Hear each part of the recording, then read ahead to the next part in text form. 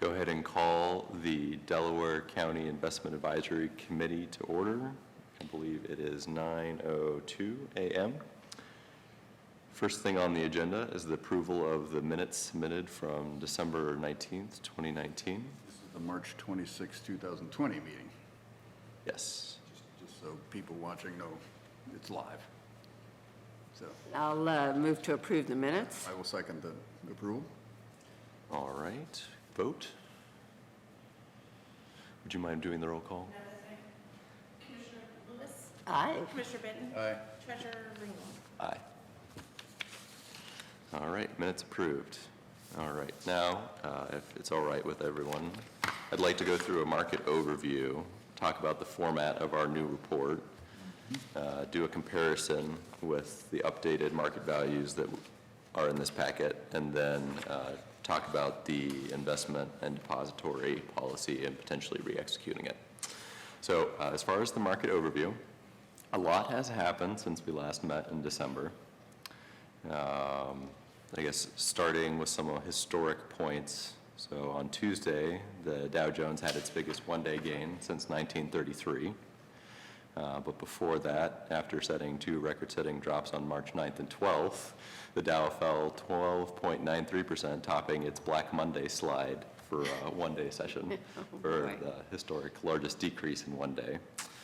So unfortunately, we are in a bear market, but it looks like Congress is finally taking action to help the economy with the coronavirus pandemic. The Senate passed a $2 trillion package yesterday, and it will most likely be taken up by the House of Representatives on Friday, which I think will go a long way to stabilizing the markets. The Fed has also been attempting to stabilize the markets. Some of the actions they have taken so far, on Monday, the most recent action, I think, they announced that they were essentially unlimited, going into essentially unlimited purchases of treasuries and mortgage securities, which the Fed has not done before. They've also had several different facilities to try and unlock different markets that are having credit freezes. They'll be doing a term asset-backed securities loan facility to help investors in credit card, loan, and other consumer debt securities. They're doing bridge loans for highly rated corporate debt, both existing and future debt that will be issued. And they've also been doing lending in the commercial paper market, and they also stepped in to the municipal money market fund market. That was something that I was hoping to take greater advantage of for the county, given our liquidity and the abnormally high rates in that market, because everyone was pulling their money out of the municipal market. But we were able to take advantage of that to a small degree, and it's good to see that the economy will hopefully stabilize as we're dealing with the pandemic. As of yesterday, the Star Ohio rate was 1.06%. I believe when at the end of February, it was 1.77. So as you can see from that comparison, rates have dropped drastically.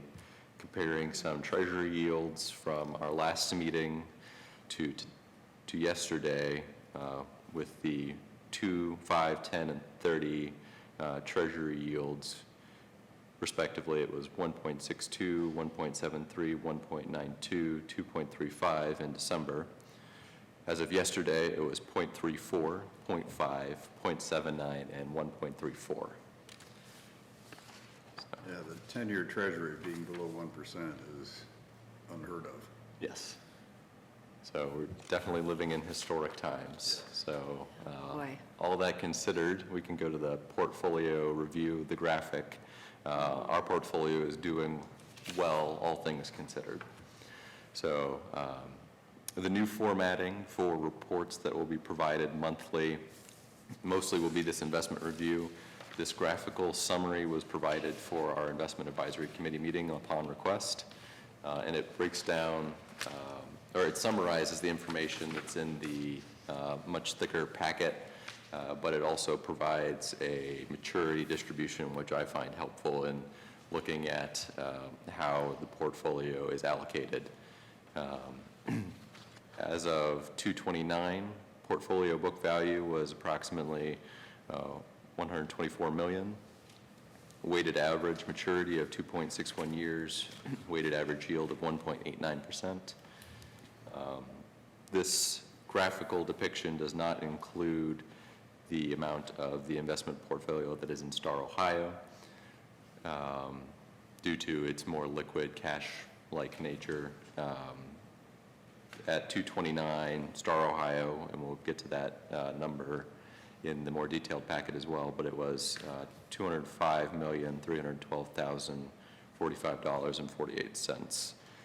So as of the essentially third of the investment portfolio that is invested in securities, broken down by those asset classes, as you can see, more of it has been moved to the 4 to 5, 3 to 4 year range than what it was back in August when we were, of 2019, when we were looking at that comparison. And I will be continuing to look for opportunities to move the portfolio to 2 to 3 years, so we have a little bit more stability, hopefully, before the markets are able to rebound without investing overly in securities with relatively low yields that would lock us into 4 or 5 years that we don't want Yeah, long term. why is that so low then, the 2 to 3? I believe, in part, that there were a lot of maturities. So historically, from what I could tell, a lot of the investment portfolio was in the 1 to 2 year range. Okay. And a lot of that started to mature in John's absence. Oh, And I during the months of October, November, and not until the end of December, no additional investments were being made. I see. So a lot Okay. more of the investment portfolio matured or was called, putting a lot more in the 0 to 1 year range. Ah, okay. I see. Okay, thank you. Turning from that graphical depiction to the investment review packet, go through what the format of that packet is, and then talk about maybe some of the specific numbers and answer any questions that we might have, and then we can compare that with the updated market values. So the second page of the packet, not the cover page, is a summary of the portfolio previously, going back to August when we were doing our monthly investment reports. The reports are broken down by brokerage rather than by asset class. I believe having the asset class is a little bit more informative. So you can see that there is a total for negotiable CDs, federal agencies that are callable, non-callable, et cetera. And that is for all 4 of the brokerages that the county currently uses, and Star, Ohio, U.S. Bank, our First Commonwealth accounts all fall under the cash passbook checking total. So it shows the par value, market value, book value, percent of that asset class, which you saw graphically depicted, and then days to maturity per asset class, and then yield to maturity with an average yield of that 1.89, which was also on the graphical depiction. You then, going into the next several pages, have a breakdown of all the securities by asset class. So it goes from negotiable CDs, federal agency coupons that are callable, non-callable, federal agencies that are non-callable, treasury securities, federal agencies that are step-up callable, and municipal notes. So those are the securities that are currently in the county's investment portfolio. On page 5, the numbered page of the packet, there is a breakdown of the checking, passbook, cash equivalent accounts. And it shows that Star, Ohio has that balance of $205 million approximately. And at the end of February, the rate at Star, Ohio was 1.77. And then it goes to list bank money market accounts and bank checking and savings accounts. The bank checking and savings accounts are more of our operating accounts. employed by the county, but I thought it was important to show what money is in there, because at some points in the year, we have, I attempt to have around $6 million in our bank accounts on a given week to meet payroll and other expenditure needs. But that number during collection fluctuates as a lot more money goes in to those accounts and isn't necessarily transferred out to an investment that day. Thankfully, while Star Ohio rates were high, that is the procedure that we underwent, where we took money out of our checking and put it into Star Ohio because it had a much higher rate of return than our simple checking account. We'll see how that changes with the market and Star Ohio's rates as we go forward. And then some of the brokerages had money market accounts as they were transferring, settling securities. Procedures have been changed so that all monies that were in money markets with particular brokerages are now being directly wired back to our First Commonwealth bank accounts. So besides when there is a settlement in the near future, the money markets should essentially be zero balances. Page after that shows the purchases in that month. Page after that shows redemptions. Page after So that. you bought a lot more than you had redemptions. Yes. That was very timely. And Yes. accidentally, true. I mean, it was catch-up, I know. Yes. For months of maturities and calls, but that proved to be very fortuitous. Yes. With the severe rate decline in March. Yes. It was not anticipating the rate decline first, second quarter. Time it. I was anticipating a potential rate decline third or fourth quarter, and knowing that we had a lot in our 0 to 1 year, I wanted to try and get more in our 3 to 5 year range. But now the target is more of our 2 to 3 year. So fewer redemptions. Maturity report shows securities that were matured during the month. And then there is a breakdown on the next few pages after that on the different securities that paid interest, coupons. So essentially income from the investment portfolio during the month. And the last page of the packet shows realized gain and losses on sales, calls, and maturities during the month.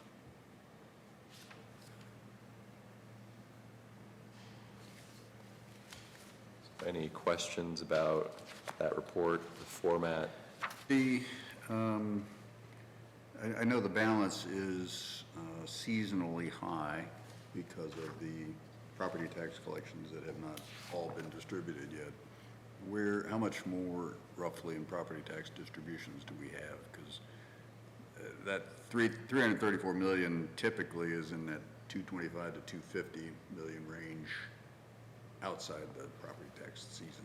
Yes. Is it 70, 80, 90 million yet to be distributed, do you think? I think it's that or a little bit less. We did an advance payment several weeks back before we started the balancing settlement process. Last year, I believe, the last payout after settlement was approximately 100 million. But we did a $50 million advance that we did not do at the same time last year. So it might be between the 50 to 70 million range. So it'll probably settle in that 250 to 270, Yes. maybe 280 range. Because that's important for investment earnings, Yes. which we're trying to model out how much, the rate downturn and this pandemic is going to impact our investment returns. And that can help us to model that. Good. Thankfully, the county has not overly relied on investment return to meet major funding needs. That might change. That's true. Yeah, that's for sure. Yes. But it's always good to get the best return that we can. Oh, sure. What a challenging time to be Yes. treasurer. Yes. Oh, my gosh. Little did I know, Little did you know, right, right. but we've handled it well. Yes. And I guess yes, one you have. comment to make is that the market value, which is one of, I know a segue into the next report, at least I think where you're going to the next report is. Yes. Our market value, we had a unrealized gain of about 700,000, just shy of 700,000 in February. And at the end of currently, it's gone up to 850,000. So as rates have fallen, our market value of our securities, which you would expect in a strictly a bond portfolio, that's one reason why public entities are not allowed to invest in the stock market, is these swings that happen in the stock market. Just cause havoc in a public setting. So with rates continuing to fall through March, our portfolio market value has actually increased a little bit more. Yes, yes, there's been extreme demand for secure assets, and those include treasuries and agencies. So it has been very difficult to reinvest in products that have a high yield. Yeah, But we have been. The downside Yes. is as the bonds mature or you get more cash or whatever, it's very difficult to find anything with attractive yields. But we're doing okay.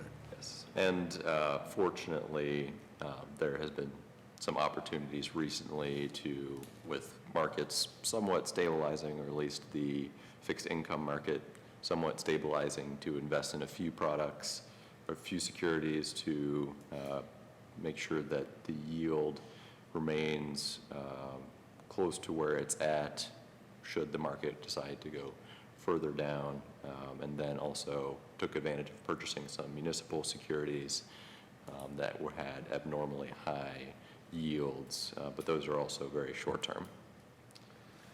You've got a 175 yield on the cash portfolio in this March 25th report.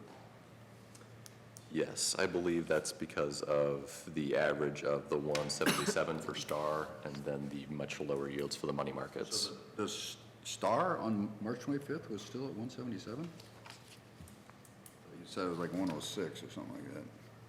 Sorry, so turning to that next packet, so some of the numbers have been updated, some have not. So I'll go through those caveats first. Okay. That is one of them, that the cash balances have not been updated. That's the February 29th yield? Yes. Okay. Yes.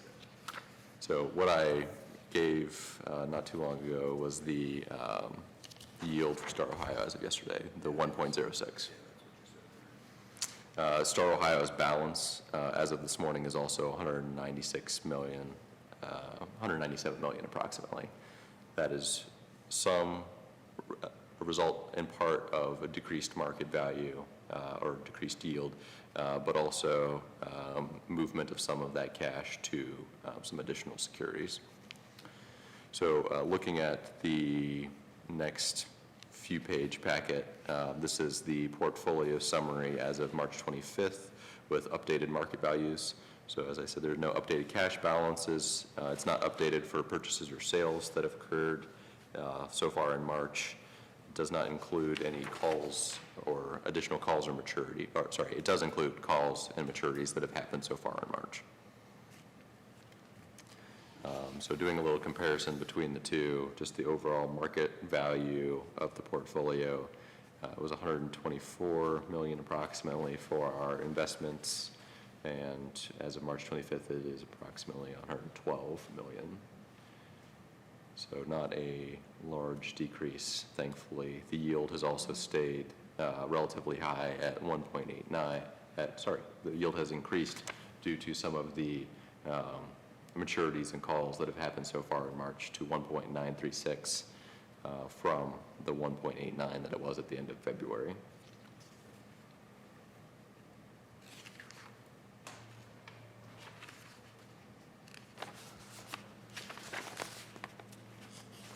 And the few pages in this packet shows the summary and then the details for each category.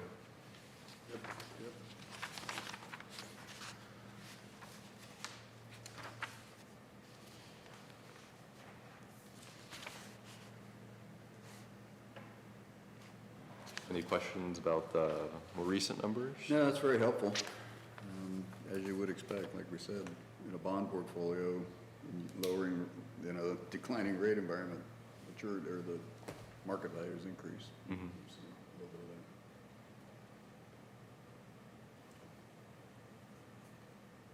of that.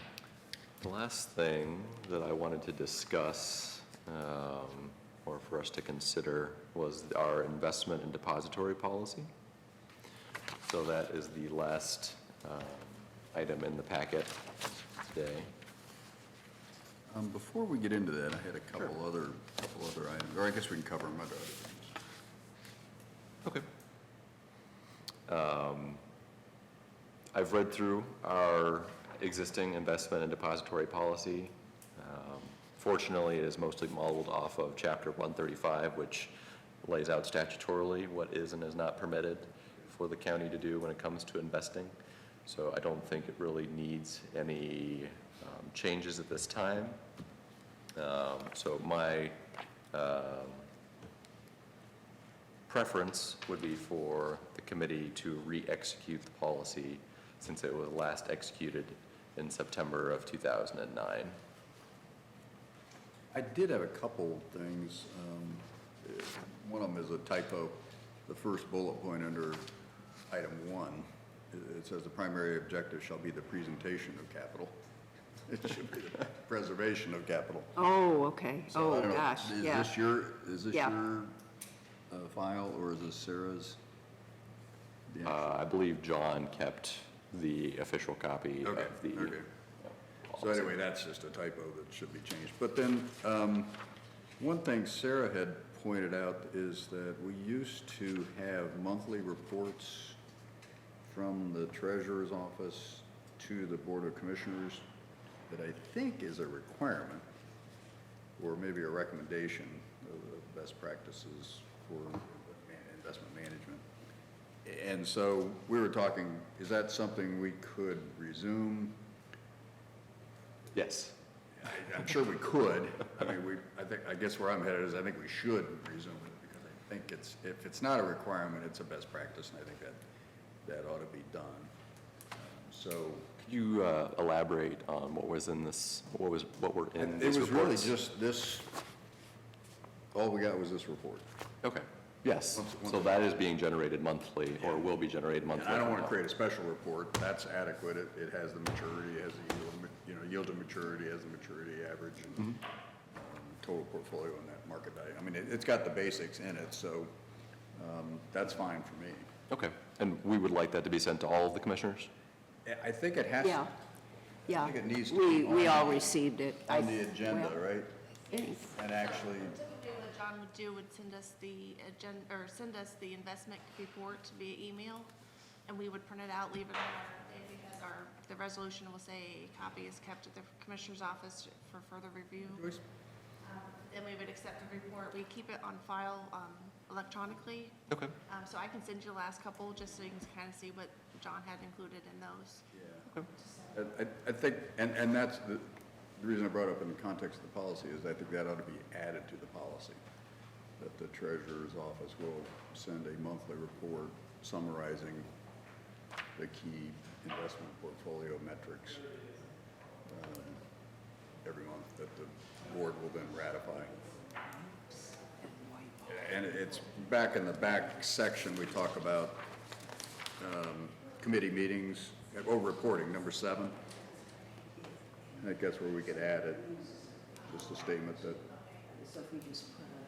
the investing authority, not technically the treasurer, but the investing authority. And just add a sentence at the end of that saying that that report shall be provided to the commissioners. Yeah. Board of Commissioners. Ratified by the board.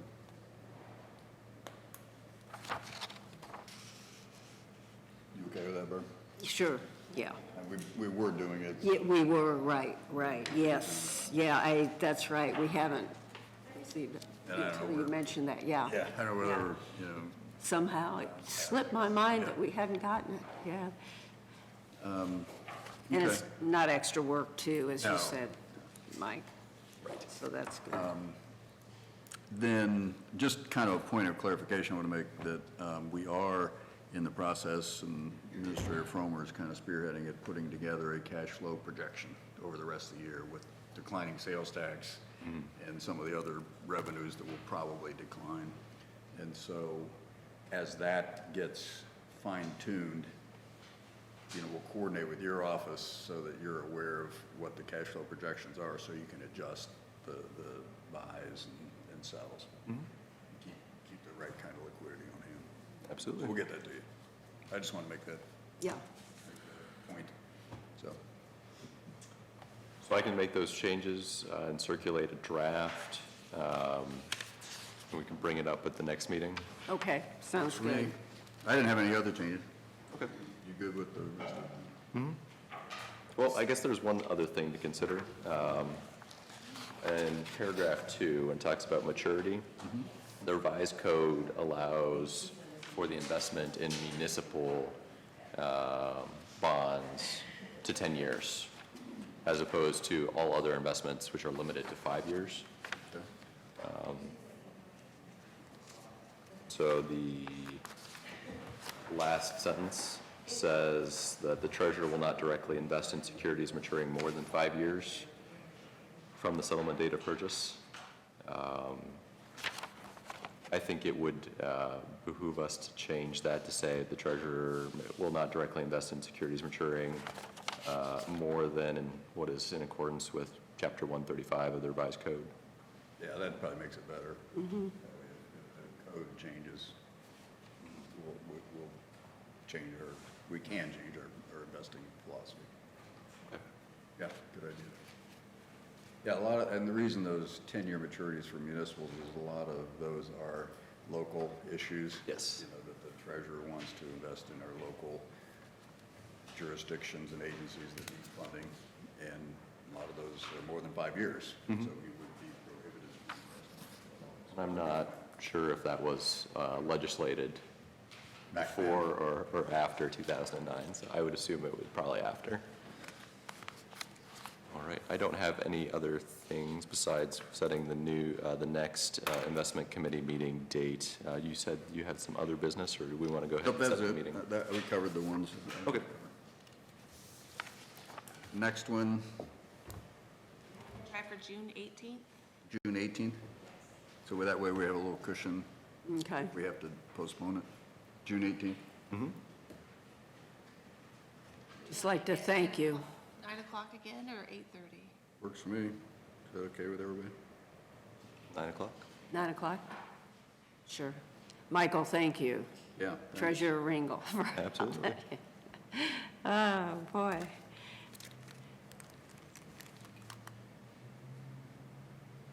I will move to adjourn. I'll second it. Hearing no objections? All Meeting right. adjourned. I have to get my papers for session. Yeah, we've never had so many people so interested in our investment advisory committee meetings. Can we look at it? Yeah, well.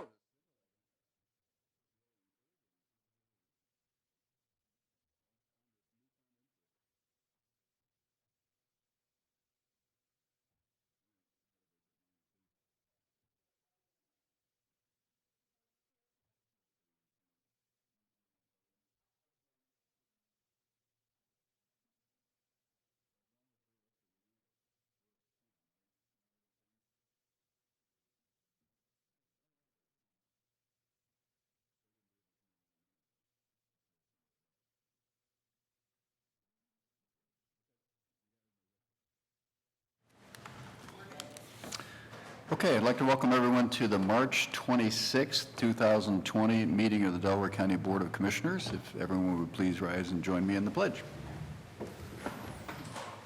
I pledge Allegiance to the flag of the United States of America and to the republic for which it stands, one nation, under God, indivisible, with liberty and justice for all. All right, thank you. I'm Jeff Benton, President of the Board. To my right is our Vice President, Gary Merrill, and our left is fellow Commissioner Barb Lewis. And Sarah, are you the clerk today? Sarah, oh, Jennifer is the clerk today. Jennifer Walraven is our clerk. Administrator Fromer is with us as well, and we'll be covering some material.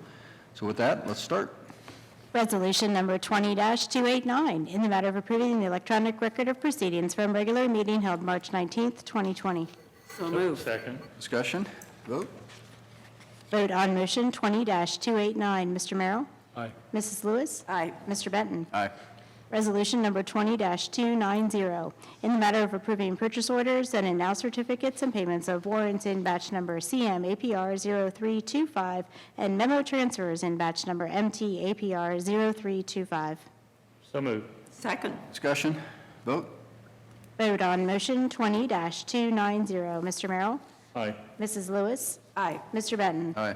Resolution number 20-291, in the matter of approving the Title 4D contracts between the Delaware County Child Support Enforcement Agency, the Delaware County Prosecutor's Office, the Delaware County Domestic Relations Court, and the Delaware County Sheriff's Office. So moved. Second. Discussion, Good morning, Joyce Bones, Director of Child Support. These are our annual contracts with our county partners, and they allow us to obtain 66% reimbursement for the county partners, and I am recommending your approval. this is consistent with? I'm sorry? This is consistent with 2019? Yes. Same parties and roughly the same dollars? Yep. I think about the only increases, of course, is just salaries for the year. Okay, vote? Vote on motion 20-291. Mr. Merrill? Aye. Mrs. Lewis? Aye. Mr. Benton? Aye. Thank you. Just to give you a quick update with what's going over in the child support world. That's what I was going to ask. Good, good. Yeah. We have roughly 4 to 5, depending on the day, if we need our staff attorney working all the cases. I'm not aware of any child support agencies currently that are able to work from home because of the state system that we have to use to process the child support. But we are doing really well. I have to say, I'm very proud of my team. They have come together through all this, and no one's panicked, and they've all worked together really well as a team, and we've gotten the daily functions that we need to get done. Some of the essential functions that Deputy Director Hall from ODJFS recommended that we did not shut down was processing payments, processing new and modified orders, processing new applications for child support, processing modifications, terminations, and our interstate questions. So we're doing, it's very busy. We're getting a lot of phone calls, a lot of emails. Of course, people want to know what's going to happen with their child support now that they're not working. But Sure. Sure. It's we're got to just be. reassuring we're not doing any adverse action right now except for a case-by-case situation, and just working with each one individually and trying to just keep them calm, so. Thank everybody for their hard work for Yeah, us, would yeah. you? Thank you. Another area it's very important to keep going. Yes. Yeah, yeah. It is an essential function. Yes, it is. Yeah. Hey, thank you. Okay, Thank thank you. you. Oh, thank you for remembering. You said the mic, too? Oh, I don't hurt the mic? Yeah, yeah, yeah. Look at Mike, look. Yeah. Thank you. Thanks, Joyce. Okay, Jennifer? Resolution number 20-292, in the matter of accepting sanitary sewer improvements for courtyards at Clear Creek, Section 1. So moved. Second. Discussion? Morning, Commissioners. Mike Fromer speaking for Tiffany Mag.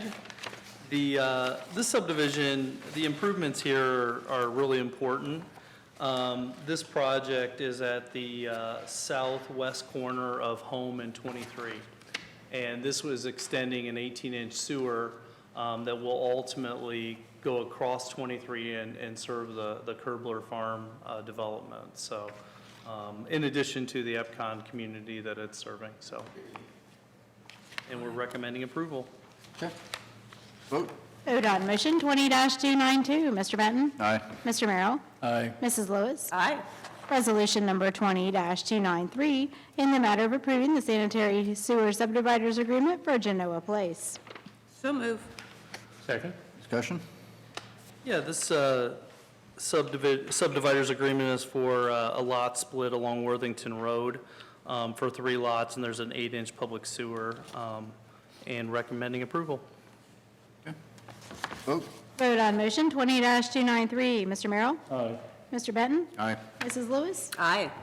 Resolution number 20-294, in the matter of approving the sanitary sewer improvement plans for Paycoff Companies. So moved. Second. Discussion. This is a short section of 8-inch sewer that'll help service some of the undeveloped areas in on the 36, 37 interchange just to the west near 3Bs and the K Road. Okay, vote. Vote on motion 20-294. Mrs. Lewis? Aye. Mr. Benton? Aye. Mr. Merrill? Aye. Resolution number 20-295, in the matter of approving right-of-way work permit summary sheet. So moved. Second. Discussion. Mike Fromer, County Administrator, subbing for Rob Riley today. It's a standard right-of-way permit summary for some utilities to get access to the right-of-way. Okay, vote. Vote on motion 20-295. Mrs. Lewis? Aye. Mr. Benton? Aye. Mr. Merrill? Aye. Resolution number 20-296, in the matter of approving a ditch maintenance petition and the ditch maintenance assessments for Grace Place. So moved. Second. Discussion. This petition and the assessments have gone through the process and ready for approval. Okay, vote. Vote on motion 20-296. Mr. Benton? Aye. Mr. Merrill? Aye. Mrs. Lewis? Aye. Resolution number 20-297, in the matter of authorizing amendments to the use of a procurement card for the engineer's office. So moved. Second. Discussion. The amendment here is just to authorize the purchasing. I think we're finding during this situation that as we procure things, that we need to look at things and make sure we're set up to be able to do that, so. Okay, vote. Vote on motion 20-297.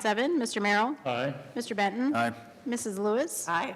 Resolution number 20-298, in the matter of terminating weight limit reductions on various roads in Delaware County. So moved. Second. Discussion. This item, back in December, you guys approved the restriction, and because we've had a light winter and also some of the current, I think, orders and things of that nature, it's prudent to reduce that. So I read terminate that. I read the justification seemed reasonable and logical to do this. Something we do every year, just a little bit earlier.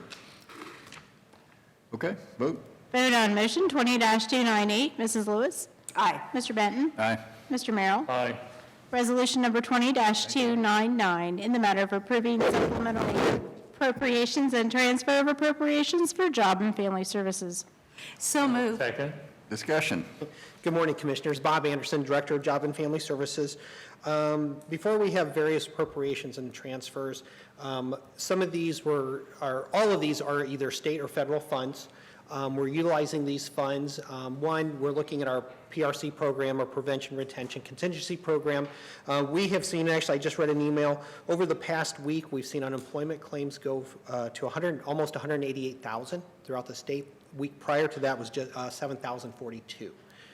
So we're anticipating that more people are going to need our assistance for short term until we get back to normal and people are being called back to work. So we are asking to transfer some money from our salary lines into PRC. The reason we can do that is we still have positions we have not filled and or people have left since the beginning of the year. That was just the easiest place. Instead of kind of taking it from various org keys, we can just take it from one. The larger amounts, the multi-system youth funding, that was money that was in the biennium budget. We just received our allocations probably within the last month in guidance, so we are transferring that money over to Family and Children First Council so that we can coordinate with community partners on multi-system youth. And then probably another, something we found out, and we always found out in these times, is some of our deficiencies with technology. The state is looking at Surface Pros, and all of our children's service people have Surface Pros, so they're at home working, but the rest of our staff are unable to do that. So we were planning on purchasing Surface Pros for any of our employees who go out into the field already, some of our workforce staff, myself, and things like that. So we are just asking to go ahead and appropriate those funds and make sure we have everything in appropriate org keys so we can move forward with that as well. That's the 7,500? Or, Yeah, there were two different, I know it's a total of 11,500. and another 4,000 and another, Yes, yep, income maintenance and workforce. yes. Okay. Now, is that state reimbursed or is that county cost? Those will all be state, yes. Yeah, nothing on here will affect our local requests or local expenditures. Well, we'll take a vote, but I'd like to hear, just kind of how things are going, but we'll take the vote first. Vote on motion 20-299. Mr. Benton? Aye. Mr. Merrill? Aye. Mrs. Lewis? Aye. Okay, in our update, first of all, I want to thank Mike and Dawn. They've done a tremendous job leading, and I don't want to start naming names because I'll forget someone, but their teams working with us in the daily updates and the various policies and things that they've been working on. I cannot thank them enough for leading us through this. Our staff has been tremendous. We are down to anywhere 8 to 10 people in the office at any given time. We have 2 staff in children's services, 1 supervisor, and 1 screener. And the screener is the person that takes the phone calls of any referral. We did find out that how our hotline is set up, we cannot have that rotate through people.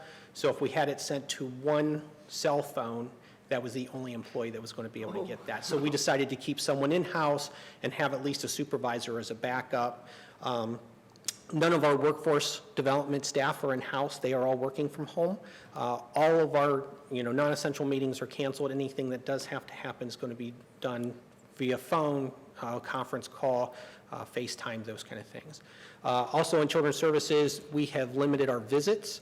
The only visits that we will go on right now are any new intake and screened-in calls and what we call COPS, it's Court Order Protective Services. Those are the children we think we have to have eyes on. Any other child that's in what we consider a safe placement, which would be residential, network, local foster home, we will do that through FaceTime there. Public assistance, which is our SNAP, TANF, and Medicaid, we have 5 employees in right now answering the phone. The state is working on a system that calls can be received at home through our call center. And then we have supervisors and a support staff. So they're doing the mail, and basically they're scanning everything in and then sending it out to the people at home. So we did need some support in-house. So I think we're very limited. If we can, once the state kind of works on additional technology, we'll even have additional people that can work from home. I don't think we'll ever get to the point that all of our staff can work from home just because of some of the paperwork and documentation that we cannot do remotely. Bob, do people just show up sometimes asking for help? We are closed to the public, our lobby. Okay. We coordinated with a child support with Joyce, and we put a drop box out a week or so ago. And Trident is just referring, if anyone's just bringing in paper for verifications, applications, they're just putting them in the drop box, and we're retrieving those 2 to 3 times a day. Okay. Yeah, it sounds like you will see a spike a big spike in unemployment and probably the food stamp program as well. What about the child care and so on? Are you seeing any change in activity levels there? With children's services? Yeah, children's services. Actually, our calls have gone down, and I think because people are staying home. And we a lot of mandated reporters, so schools and daycares and those kind of things that are no longer seeing children. So we're not getting those mandated reported calls. I know we've had a couple days that have spiked, but we're experiencing fewer calls and referrals on that. Thank you All right, so yeah, much. thank you for, again, leading us through this. Yeah. It's going extremely well. I will say that kind of like Joy said, I can't thank our staff enough that they've just picked up. We actually had to move our actual PCs and any printers that were needed. So we packed up people's offices last Friday, and they wow. took all the equipment home with them. That was the only way they could work from home, and they did a great job. Good. Okay, well, thank you. It did. Great, We only Yeah. needed shopping carts. That's Yeah. all we needed. great. Thank you. Okay, thanks, Bob. Thank you, Bob. All right, one more, I think. Resolution number 20-300, in the matter of changing the date and time for a public hearing for number 2 for PY 2020 Community Development Block Grant CDBG funding. So, second. Discussion, this is because the hearing was scheduled for April 1st. I think we're moving it to May 1st, I think is the target. Yeah, May 1st, so hopefully that will happen. Stay tuned. All right, vote. Vote on motion 20-300. Mr. Merrill? Aye. Mrs. Lewis? Aye. Mr. Benton? Aye. And that brings us to administrator reports. And Commissioner Commissioner reports. Lewis? Yes, I just wanted to congratulate Jane Hawes, our communications director, and her family for a wonderful article in the arts, life and arts section of the Columbus Dispatch. Sunday's paper. Boy, I tell you, right on the front page of this section, talking about Jane's daughter Emma, and life is her ballet. It's just a very, very moving article about a very successful, although she's just 26, Emma has just come to the top of the ballet world and looks as though she's headed for even greater heights, and congratulations to Jane and her family. It was a great article, it was a real surprise, you opened up and. And there's, yeah. I've heard of, haven't met Emma, but I've heard of her, and her success in ballet is amazing. That's right. The dedication it takes to The become. dedication, Work and and- dedication to become a success at that level. it is, and still, I mean, just pushing ahead, no matter if she's tired, if something hurts, and oh my gosh, just amazing, amazing. She must have good parents, though, you know? Right. And that's all. I just wanted to thank Mike and Dawn and Jane and Jen and Sarah, and I'm going to get in trouble, know, Eric I know. and So many people. everyone for their This. very, very hard work during this very tough times. Okay, Commissioner Merrill. Takes quite an athlete to be a ballerina. I mean, you don't think about that in that sense, but that's so great job, and obviously it's very, very impressive. I just have a couple of things. First of all, I call around to most elected officials, and Jeff beat me to some of them. He talked to them already. They mentioned that. So, but I was very impressed with the buy-in that everybody's had on working together and getting us through this, and I think it's going to make all the difference in how we deal with this. And I would like to suggest that we ask that Mike create a dialogue that's beyond where we already are, because I think we are going to have to make some financial decisions and have a conversation, because as you probably read, the state is frozen hiring, and any increases and a number of other steps, because it is going to be a financial issue here that we're going to have to deal with. And I would ask that we ask Mike between now and maybe the next meeting or the next meeting after that, but next week or two, to kind of give us some direction about where he thinks we should be headed beyond what we already know. So, Yeah, I know Mike and George and Cy from the auditor's office have been working on financial projections, revenue projections, and they've done a nice job of getting into the detail and projecting out different levels of revenue on the different categories. Some of them won't be impacted, some of them will be impacted a lot. And so we're developing that revenue projection. it's going to be a lot, there's going to be a lot of issues, capital projects. Yeah, so we can address. Freezing okay. of hiring, et Right. cetera, et cetera. And this is going to involve the elected officials as well. Yep. So that's kind of the starting point, and they're making really good progress on that. I think Mike and I will get together later today and go through that so I can understand it a little better. But then we have to develop a plan on, because I think the governor has asked all his departments to obviously freeze hiring, but then they're looking at a plan to reduce spending by 15%. So again, we'll see, but again, it's very important to plan. And that's what we need to do, and we're on that, working on that. Anything else? That's all I have. Yeah, just a few other things. I want to compliment all the jurisdictions, agencies who've been doing, associations who've been doing regular update calls. They've been very helpful. CCAO, MORPC. That's right. The Health District, Brian and Sean. Right. In particular here, just daily or every other day or twice a week updates have been very helpful. The legislature at the State House the Senate has passed a bill that is expected to pass the House, I think, tomorrow or maybe today, and then the governor's going to sign it. And it's got a whole bunch of things in it, you know, that we'll have to study. But, you know, they're addressing issues at the state level that need to be addressed, and they're putting a whole bunch of things together that we'll continue to study and hopefully will help everybody, including our county, through this. Let's see, the Red Cross is asking for blood, put out a plea for blood donors. Are we still doing our blood drive here, or is that being canceled? There was supposed to be one first part of April 1st, April 2nd. Is that still on that been canceled? Because I think I read somewhere where, I need to confirm that. I was wondering the same thing when I saw the date. Yeah. So I'll check and let you know. No problem. Delaware County Community Foundation has a crisis fund that they're putting together, so I want to thank them for that.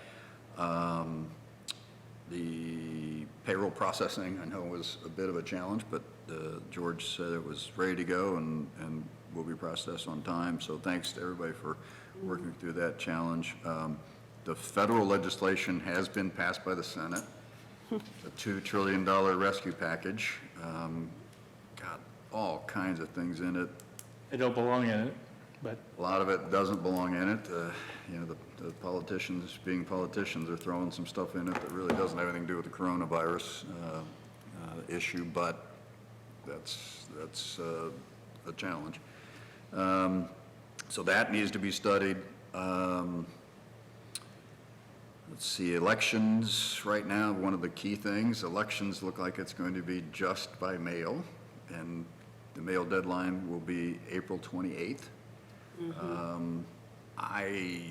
We'll see. I don't know whether that'll be challenged in the courts or not, but we'll see. And there's a lot of issues and elections, you know, that are dependent on this. So it will be very important that that gets resolved quickly as possible. Well, and I don't think then there will be any actual in-person voting. Looks like that's the way they're going. It's There's no- just going to be mailing in Yeah. absentee ballots. Right. First requested, and Right. then you but get your ballot. they will be alerted that that is how they need to vote. There will be I guess, a state mailing on that. To that Yes, topic. yes, So- they will, For all the people right. that haven't voted already. Yeah, yeah, I mean, Looks like that's the way they're going to. yeah, to me, that's a very sound decision rather than trying to hold another election. One of the key things was that the school districts that have levies on the ballot can't wait till June to see if their levies Okay, pass, okay, because they've got to plan and do contracts and get things in place well before June. right, So that right. was one of the reasons why they are looking at, in this legislation, it does have made April 28th as the deadline, and all by mail. Well, you know, it's not perfect. Oh, gosh. But having said that, anyone who has a serious interest in voting has Oh, plenty of yes. time to vote. And I we can't stop our government, and also putting elected people who are out in the field vote, if they have to work those polling locations, who tend to be Oh, older. right, So right, It's not a good yeah. result. No. I think the legislature took a very sound approach on this. I think so, too. I think there is even in-person voting at the Board of Elections, too. On some, is there, I I'm thought. not sure about thought that. they I don't discontinued think so, but I Okay. could be We'll mistaken, have but I don't to- think so. Yeah, Mike said they discontinued it. That's what I thought. They've what, Mike? It's all Oh, by- they've shut it down to the it'll all be public, by- okay. all by mail. So no in-person No voting? early in-person voting No early in-person voting? anymore, Which you've already theoretically had. that chance. up until- Right, exactly. We Literally had the day 30 before. days, 30 days prior to the first. And even the day before. Deadline, you know, that's we right. weren't sure if Yes. there was going to be an election on That's March right. 17th or Yeah. not. Yeah. So, And now yeah. we have a whole month to, Do if the- we haven't voted yet, Yep. to request an absentee ballot. So anyway, I encourage everyone to go through that process, and we'll see how it plays out. Mm-hmm. But I think we need to assume that it will be April 28th and by mail until then. Mm-hmm. Let's see, just a couple other things. Got a SEPCO meeting tomorrow. The annual meeting in person is definitely off. That was scheduled for April 3rd. That's obviously not going to happen. We'll talk about ways we can still, because we do need to have the SEPCO annual meeting. It's a requirement, but whether we can do it electronically or not is to be determined. And That's really about it. One other thing I just have to mention is that today would have been Major League Baseball's opening day. So for those of us who watch baseball, it's a sad day for that reason as well. But Wasn't anyway. there some golf tournament canceled Oh, all the golf by tournaments. name of Augusta? The Masters has been postponed, just postponed. Oh, postponed. So I think they talked about September, maybe? I don't know. I think that's the date I heard, or read. Yeah, there were things up in the air there, but, so anyway, I want to reiterate, and everybody said it, but I want to reiterate, thanks to our elected officials. I've talked to, I think, all of them, not all the judges, but, and they're working hard. They're open as they can be. You know, they're getting things done. All the departments as well, and Mike, Dawn, Jane, Bob, everybody, Eric has done just a phenomenal job of keeping things moving. And I want to thank everyone publicly for that as well. We really want to help the residents of Delaware County every way we can, and I think we're doing a good job of that. So I want to thank everyone who's been providing that leadership and being flexible, because things are going to continue to change. It is such a fluid situation, but we're working it and doing a good job of it. That is it for the regular session. I think we do have need for executive session. Resolution number 20-301, in the matter of adjourning into executive session for consideration of employment and compensation of a public employee or public official for collective bargaining and for security arrangements, emergency response protocols. So moved. Second. Discussion, vote. Vote on motion 20-301. Mrs. Lewis? Aye. Mr. Benton? Aye. Mr. Merrill? Aye. All right, we're in executive session. I think we ought to stay in this.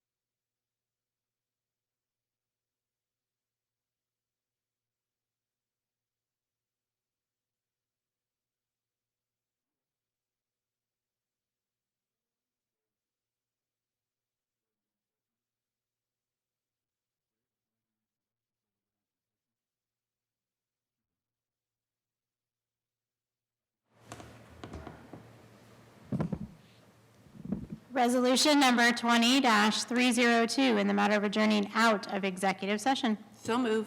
Second? Discussion, vote. Vote on motion 20-302. Mr. Benton? Aye. Mr. Merrill? Aye. Mrs. Lewis? Aye. All right, we're back in session, and we do have one matter of other business to consider. I don't know, Eric, if you could offer some comments on the proposed resolution. Eric Hostetler, staff attorney. The bill that was passed by the General Assembly yesterday, House Bill 197, includes some provisions to relax some open meetings regulations during the time of the COVID-19 emergency that's been declared by the governor. It provides for the ability to hold meetings and conduct hearings by electronic means, whether that be teleconference, video conference, or any other electronic technology. What this resolution does is it provides for procedures in the event that we want to do that. It specifies that our preference is to continue on holding the meetings as we have pursuant to the Open Meetings Act and our adopted resolutions.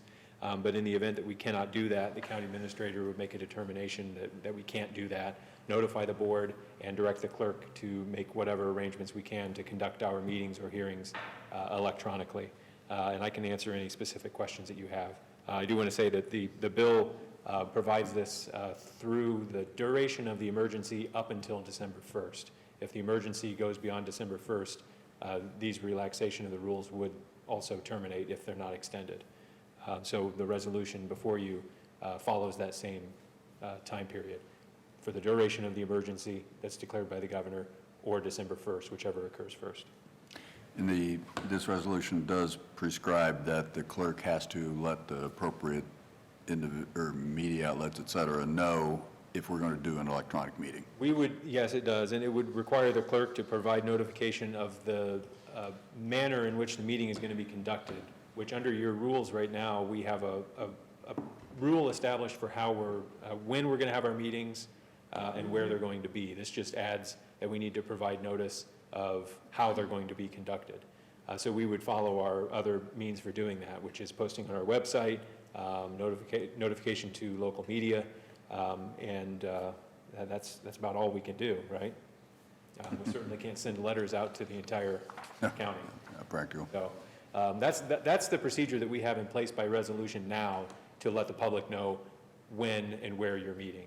So we would follow that same procedure, just adding how the meeting is going to be conducted, because right now, the only way you can conduct a meeting is in person. So that's the only change. Then if anyone wanted to offer comments, Well, what we've done right now is we have taken public comment off of your regular meeting agenda. So the only Okay. time that we would be concerned about that is if we were going to be conducting a hearing I see. by electronic Okay. means. Other than that, we've encouraged people to submit their comments by email or Okay. mail, or, you know, if there's somebody here to answer the phone, they could even call in and say, this is my comment, please let the commissioners know. Okay. But we're not going to be putting public comment back on the regular agenda for the Okay. time being.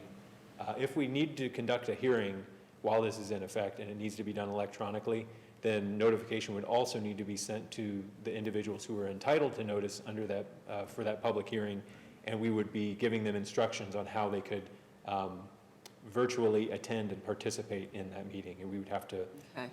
work with people much more tech savvy than me on how we would And do your that. clerk. Well, I'm sure it'd be a little confusing, at least the first one or two as we learn from it. So hopefully we don't have to go down that road. Hopefully. Yeah, I think what we should be preparing for is if we have any public hearings coming up that must be conducted within a time period, then we need to address this and be prepared for it. Other than that, I think the goal would be to try to continue those hearings for as long as we can. Right. Okay, right.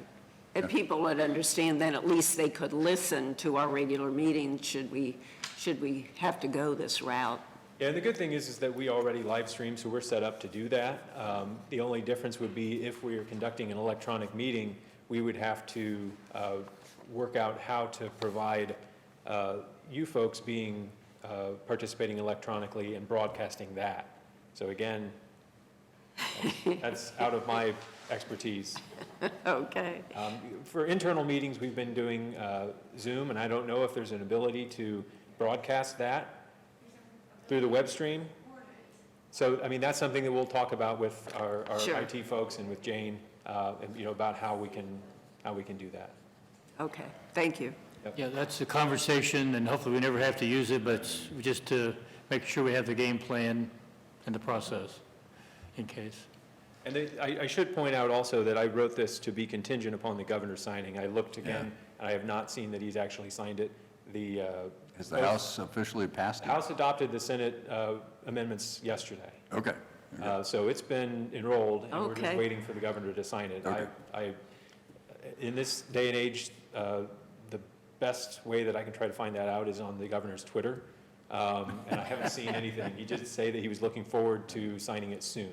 Oh, all right. And it does have an emergency clause, so it goes into effect immediately. Once the governor signs it, these provisions that we're talking about in this resolution would go into immediate effect, so it's written to do the same thing.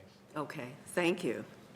I just have a comment. One, Eric, thank you for your quickly handling this and putting us in a position to give us that flexibility. Our goal is to continue to meet in this format. This is just to give us an opportunity, if circumstances present themselves that we aren't aware of today, that we have flexibility. Correct. Thank you. Okay, well, Jennifer, we'll take a vote. Well, we need to read We need to read the first. motion. Oh, we haven't the read the- resolution. Resolution number 20-303, in the matter of establishing a temporary procedure for conducting meetings and hearings by teleconference, video conference, or other electronic means. So moved. Second. Any further discussion? All right, vote. Vote on motion 20-303. Mr. Benton? Aye. Mrs. Lewis? Aye. Mr. Merrill? Aye. All right, well, thank you, Eric, for the quick turnaround on that. And Sure, no Very problem. important to keep things moving. No other business? We stand adjourned.